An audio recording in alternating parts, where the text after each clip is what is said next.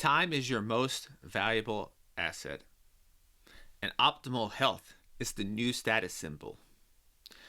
No more chasing success at the expense of your health. They can go hand in hand. And in this video and episode, I'm going to share with you the 8 key pillars that would help you become an optimal performing executive. Optimal health is a competitive advantage. You can't keep leading, innovating, disrupting, revolutionizing, and most importantly, being there for your family if you are exhausted and unwell. A healthy executive is an effective executive. So I believe in a world where we can live a rich life, however that looks to you. And I believe we can do this while dramatically slowing down or even reversing aging with precision. And lastly, I believe in a world where your physical success matches your financial success. You thrive with your business and career while looking, feeling, and staying at the top of your game. And with that said, welcome back to previous listeners and welcome to new listeners who may be stopping by for the first time. As you can see and know, it's been a while since I recorded an episode. I had some things unexpectedly show up in life, along with me needing to organize and tie up a lot of loose threads that I had running in the background. But nevertheless, I'm back, rejuvenated, focused, and ready to be of service to you on your quest for optimal health and to shatter today's standard understanding and definition and perception of what people call aging. This podcast is also now Executive Health in Life. And you can also check out the website, executivehealth.io, and subscribe to the channel as well, which will have unique content that's only produced there, including an almost daily vlog that I do where I just talk about some lesson, talk about something on my mind, and apply it to your health and life. Very short snippets of that and some shorts as well. Now, and I also do informal live streams that are a little more informal and are a mix of culture and health. And all of this will be in the show notes. But today's episode, as we revamp, revitalize, and reimagine and start over this podcast's journey, today's episode is going to lay out 8 critical areas that entail becoming an optimal executive, that entail becoming a high performer in life, business, and every facet of life. These 8 areas provide a comprehensive overview to help you look, to feel, and to stay at the top of your game so you can enjoy the finer things in life. So moving forward, whether it's a solo episode, whether it's an awesome guest that I'll have on, one of these 8 areas will be addressed and will serve as the focal point for that particular episode. So let's get started on area number 1, that is your physiology. So a basic definition of the word physiology is the functions and mechanisms in a living system, which is your body.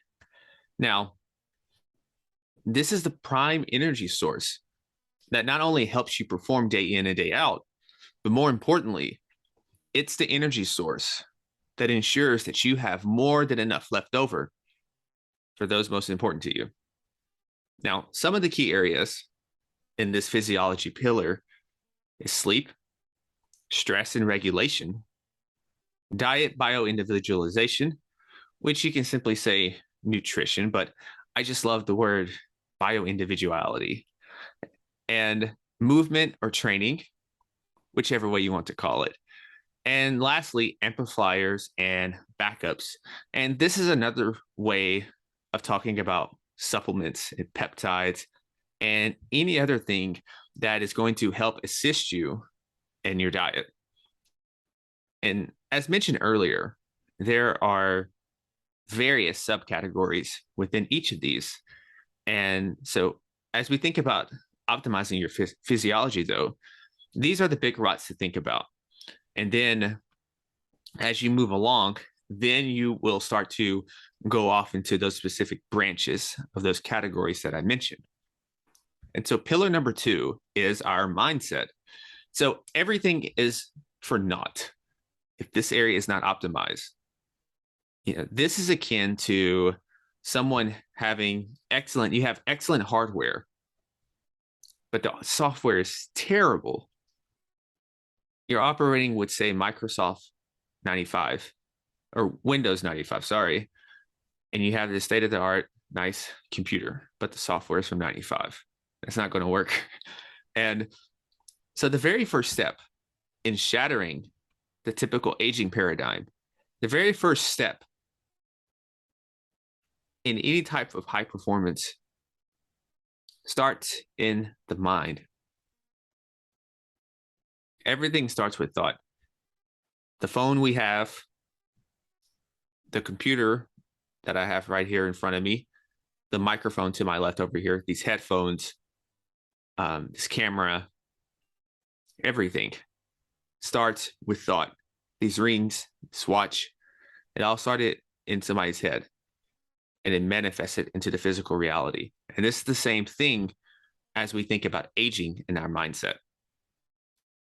And so as we break down mindset, there are 4 key areas within this. That's our beliefs, that's our habits, and that's our response. Your thoughts lead to your habits and actions, which can then lead to the end response and the outcome. So area number 3 is, I call this the destiny pillar. Other names that it can go by. You can call it your mission. You can call it the existential pillar. You can call it the spiritual pillar. This is an area of all the pillars. This area is hard to quantify. Actually, it's pretty much impossible to quantify. But this is an area that is most definitely important. This is an area that when you see that super successful entrepreneur executive in their 50s or in their 40s, they got the success that many people would love to have. They had the beautiful family that many people love, the nice cars, the lifestyle. And these people maybe take their life, or these people are into some very nefarious habits where they risk losing it all. And these people are empty inside. They're devoid of any feeling of existence, meaning out there, even though they have all this great material possession. So with that said, though, this is an area that you can most definitely feel. And you can most definitely feel it in your gut. I've even felt this. You're moving along on a certain path, but something just doesn't feel right. Maybe the way that you're conducting business, maybe the path that you're going down, not that it's a bad path or anything nefarious, it just doesn't feel true to who you are and to how you really see yourself. So inside this pillar, I include your profession, your career, your vocation, your artistry. I include your personal life. I include the image of self. And I include what I call a meaningful existence. So area number 4 is our relationships. Loneliness, lack of connection can severely cut the quality of your life. It can severely decrease your life expectancy. Loneliness kills. Feeling isolated is painful. Look how many people during the pandemic were just suffering from the sheer fact that they were isolated from one another. They couldn't connect. They couldn't have those meaningful relationships. And I don't care what anyone says, there's something about connecting in person that is much, much, much more beneficial, and you can just feel it compared to talking over Zoom, talking over Skype, even talking on the phone.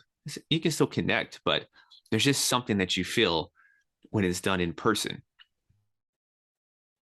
And there's a reason why solitary confinement is one of the highest forms of punishment.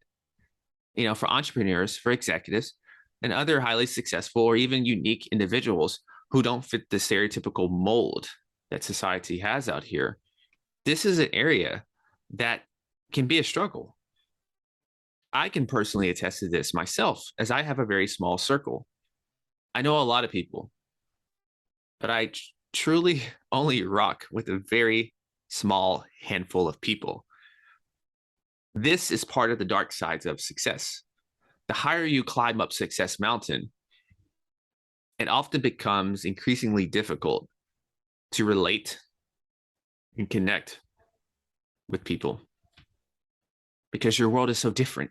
You operate differently, you're wired differently. But nevertheless, this is something that must be a focal point. It's not just about finding your tribe or connection, but it's also about maintaining a thriving relationship with your family. Now, an interesting stat that I came across that truly inspires me to do better in the area of relationships is that having strong social connections extended life expectancy by 50% compared to those with weak social connections. So as we look in this area of relationships, there's three key categories that I think about. Number one is the connection. Number two is sex. And number three is intimacy.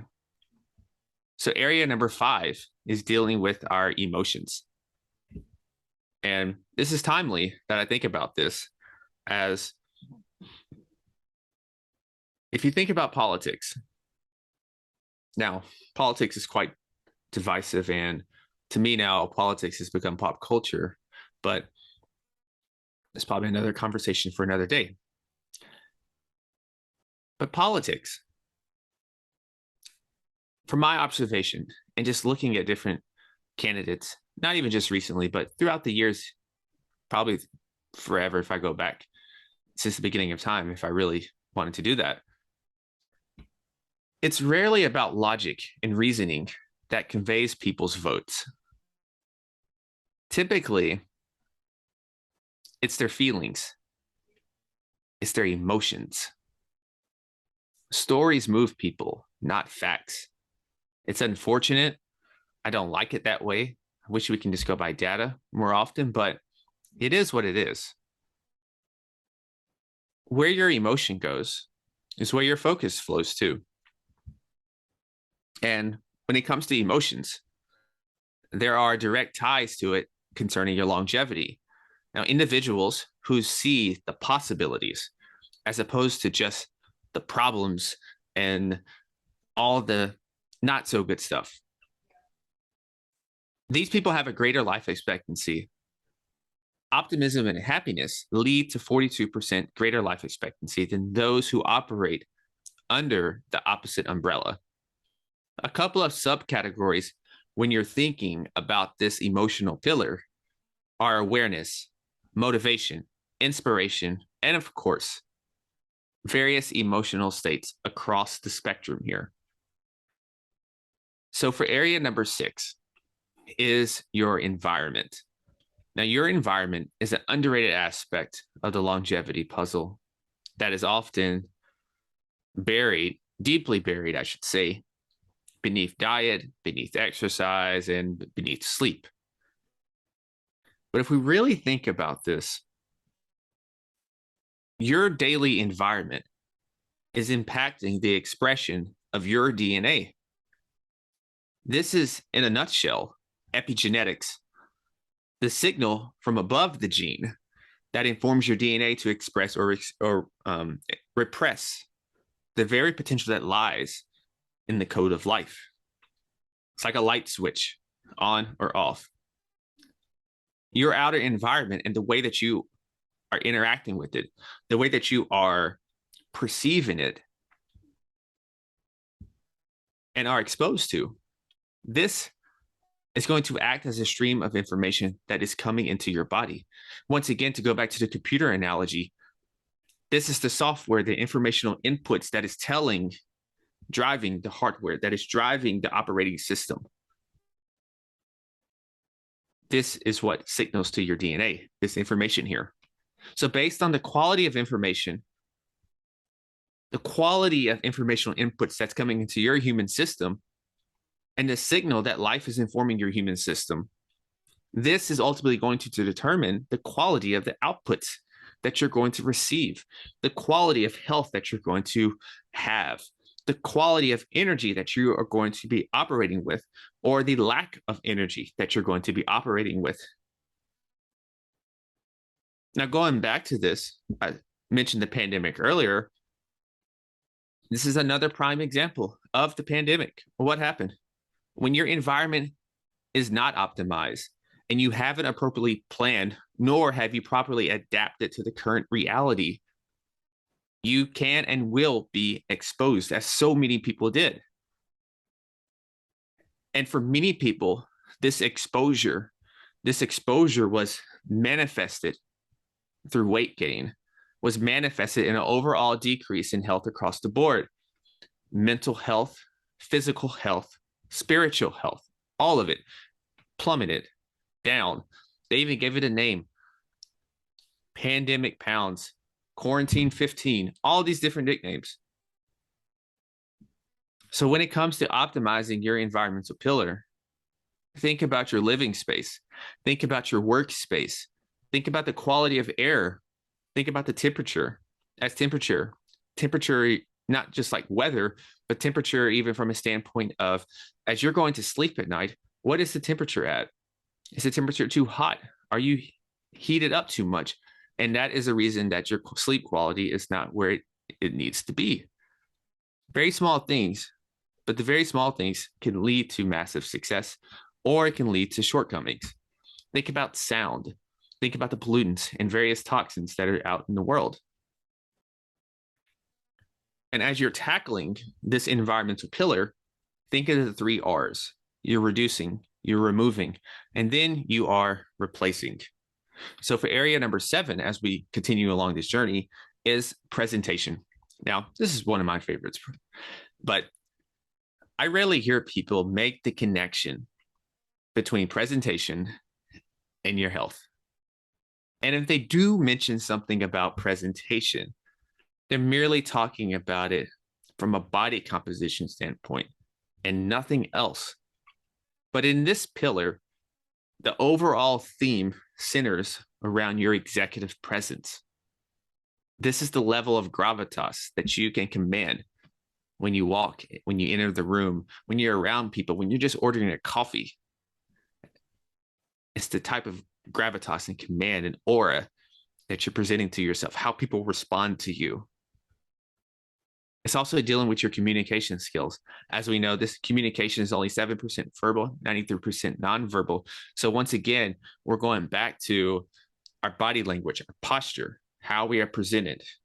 And that is speaking more than just the words that are coming out of our mouth.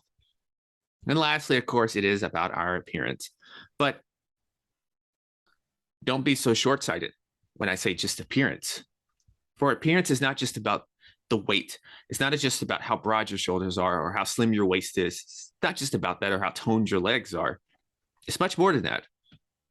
Fashion and style are components, because how you dress can influence how you operate. How you dress can influence the energy you give off. And ultimately, you dress as you want to be addressed. Now, we've all seen people who just don't seem comfortable in their own skin. We've all seen people who they're just not comfortable in their presentation. They're just not comfortable overall. And you can see it with their shoulders. Their shoulders may be a little tense up. And you can feel that energy. Now, on the other hand, we've seen people who look awesome. They look nice. But more importantly than that, they are totally comfortable with themselves. And you can feel that energy radiating. And with their appearance, think of a style that fits your personality. Think of a style that fits your vibe. Think of a style that fits your archetype. Now, both male and females, they have style archetypes. Myself, I typically I gravitate to the more classical and refined archetype. Whereas I had some friends who they're more into the rugged look, the leather jackets, and they look like the guys who are got a nice motorcycle. Let me think of some people like James Dean. Maybe is it James Dean? I can't remember, but you get it. The little motorcycle guy, nice white shirt, nice leather jacket, some denim, some boots, and look like they're going on the motorcycle. But I'm going off on a diatribe. But look that up because that is part of it. You dress well, you feel good, and then you do well. That's what I told myself a long time ago. So area number 8, the final one here, is our lifestyle. And this is an underrated one. This is one that people kind of just graze over. But I really advise you not to do that and to really put some thought into that, because lifestyle, I believe this pillar really feeds into the spiritual and destiny pillar. It really feeds into that. It helps you paint a complete picture because you work hard, you've built up, and you're continually growing in business. But what's the point of all this if you never take the time to enjoy the fruits of your labor? So this is why to complete the puzzle, it's imperative that you incorporate living the good life into the equation. Now, what's the good life? What constitutes living a rich life? What does that look like? What does that feel like? What does that even mean? These are questions that we have to ask ourselves, because it's going to be different for each and every one of us, because we value different things. We enjoy different things. We have different motives, different motivations. But I like to think of this pillar as becoming a high performance Renaissance man, becoming a high performing woman. Having hobbies, having additional skills will only enhance your professional life, will only make you even more interesting as you walk into the boardroom, as you talk to those investors, as you start up your business, as you create your content, as you go out into day-to-day life. It only makes you interesting, more interesting than the average person. Now, using myself as an example, a couple of things in my life that interest me right now: it's learning languages. It's becoming proficient with various Latin dances. Now, I've been dropping the ball on that. I have not been going like I should have, or being consistent, but it is something that I do value and enjoy. Listening to various types of music, going to shows, going to different jazz shows, going to the symphony, going to the art crawl. And who knows, maybe one day I can finally learn how to play an instrument, and that could be something else that I can learn. And then reading a broad spectrum of subjects to keep myself knowledgeable and at least be able to hold a conversation with different people in those subject matters. And then traveling. So as we land this ship here, let's do a quick recap of the 8 pillars. Number 1 is your physiology. Number 2 is your mindset. Number 3 is your destiny and your spiritual side. Number 4 is your relationships. Number 5 is your emotions. Number 6 is your environment. Number 7 is your presentation. Number 8 is your lifestyle. Or simply put, number 8 is living a Renaissance life and molding it to your very desires. So with all this said, thank you so much for tuning in. Thank you so much again for the listeners who are previous listeners and they're still here. I appreciate that. And for the new listeners, thank you for tuning in. I hope that something of value was here, that you'll continue on, that you'll subscribe as well. And I look forward to sharing a lot of intel in the coming days, bringing a lot of interesting guests in the coming weeks, in the coming months. And don't forget to check out the show notes for the various places to keep up with everything. Any questions, you can email me at julian@executivehealth.io.